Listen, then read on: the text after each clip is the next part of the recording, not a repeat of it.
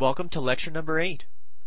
Today's topic will cover the Great Depression and New Deal, roughly from 1929 to 1940.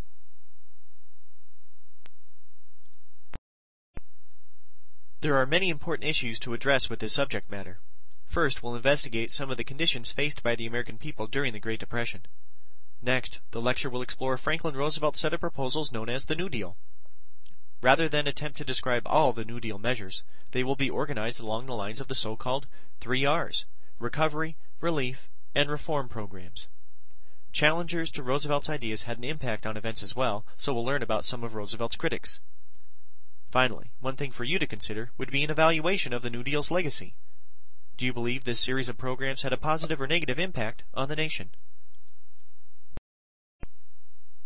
A good place to begin would be with an overview of the general conditions faced by many in the United States at the depth of the Great Depression. I think these tables of statistics show the hard times that the American people faced during the depth of the Great Depression. On the left, we see the decline and recovery of the American economy. Notice personal income and gross national product at a low point in 1933. On the right, we see business failures. In 1932, we see the worst year for the numbers of businesses that were failing. The Depression's human toll was seen in the incredibly high unemployment figures in the United States. In 1933, employment nationwide was at about 25%. Some cities were hit even worse. In 1932, Toledo had an unemployment rate of 80%.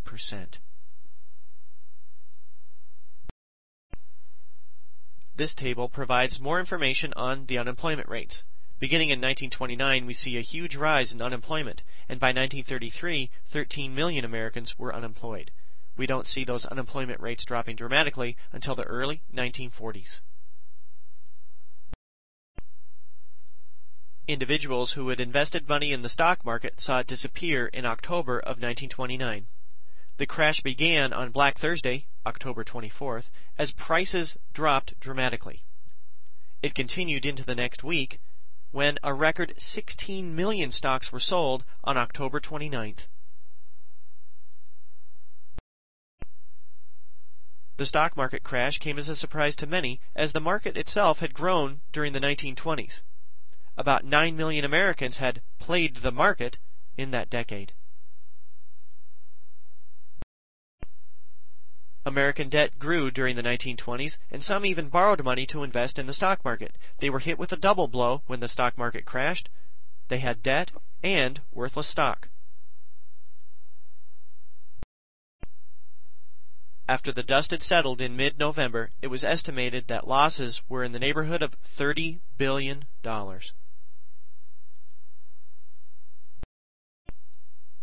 Problems for farmers continued in the decade of the 1930s. The plight of American farmers is portrayed in this painting by Jerry Bywaters. There are many things to consider in this painting: the gray sky, the grasshoppers on the crops, and the sullen expression of the sharecropper himself. Overall, farmers were beset with many problems, including, but not limited to, drought, dust, and low prices for their crops. I think these tables provide useful statistics demonstrating the plight facing farmers in the 1930s. On the left, we see a tremendous decline in farm product prices beginning in 1929.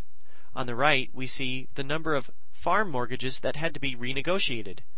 Because of this drop in farm prices, many people lost their farms.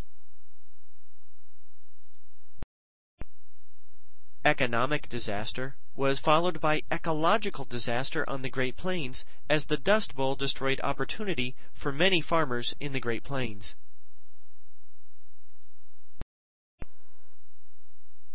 Hardships for farmers were probably worst in the areas identified here on this map. Lack of rainfall combined with severe soil erosion led to disaster for many American farmers.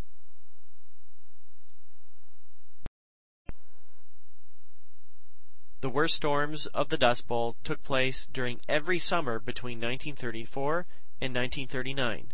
I think we're all familiar with snow drifts. Well, they experienced dust drifts – that were often several feet deep.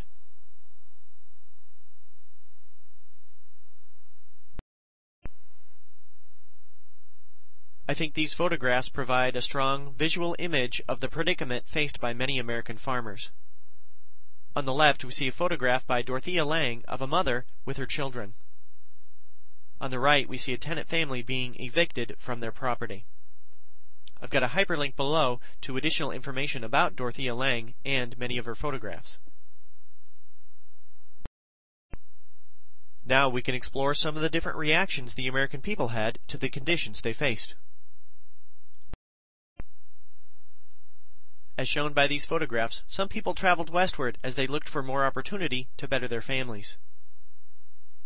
I have a hyperlink below to additional images associated with the Great Depression.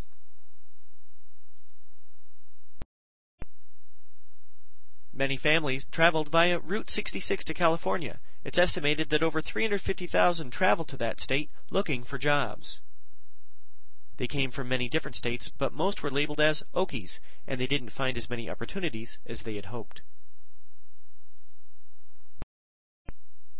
Many veterans of World War I reacted in a different way. This included the bonus march. Just a little background to begin with. In the 1920s, Congress rewarded veterans of the First World War with a bonus. This was a payment to be made by the mid-1940s to those veterans. In 1932, as the Depression swept through the nation, about 10,000 marched to Washington, D.C., demanding these former soldiers receive their bonus early. Here we see a photograph of the bonus marchers as they established their so-called tent city with the Capitol in the background. Many of those World War I veterans brought their families as well. Neither Congress nor President Hoover supported granting the bonus early, so eventually the movement disbanded, even forcefully. However, the American people could not forget the images of about 1,000 American soldiers armed with tear gas and bayonets destroying the tent city filled with war veterans and their families. Attitudes began to harden by 1932, and many targeted their anger at President Hoover. His reaction to the bonus marchers seemed to symbolize his lack of concern for the American people. Some began to label their shanty towns Hoovervilles. These were areas where many homeless people built shelters with scraps of wood and metal, and they lived in them. Well, 1932 was also an election year, and the American people could bring about change by voting in a presidential election.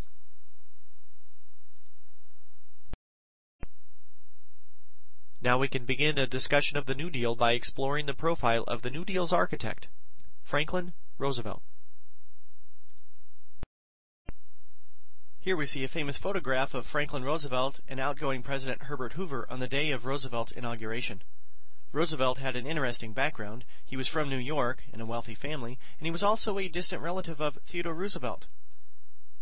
As an adult, he suffered from polio, which was really unique, and the American people knew this, but they didn't know the extent of his disability. This map identifies the Roosevelt landslide of 1932. Notice all of the green on this map. Democrats also gained majorities in the House and the Senate. Franklin's wife was Eleanor Roosevelt, and she became one of the most active first ladies in U.S. history. Here we see her visiting coal miners in West Virginia. Mrs. Roosevelt was able to travel to places where her husband could not go due to his disability. There's a hyperlink below to additional information about Franklin Roosevelt. Roosevelt's philosophy was unique. He had no blueprint to fix the American economy, but he was willing to experiment. If something worked, stick with it. If it didn't, try something else. He was also one of the first presidents to effectively use the media. As a speaker, he often said to people that he had licked polio. The nation, working together, could lick the Great Depression. In his inaugural address, he challenged the American people, and he argued that we had nothing to fear but fear itself. After he assumed the presidency, he embarked on a series of fireside chats where he explained to the American people how he was helping the nation overcome the Great Depression.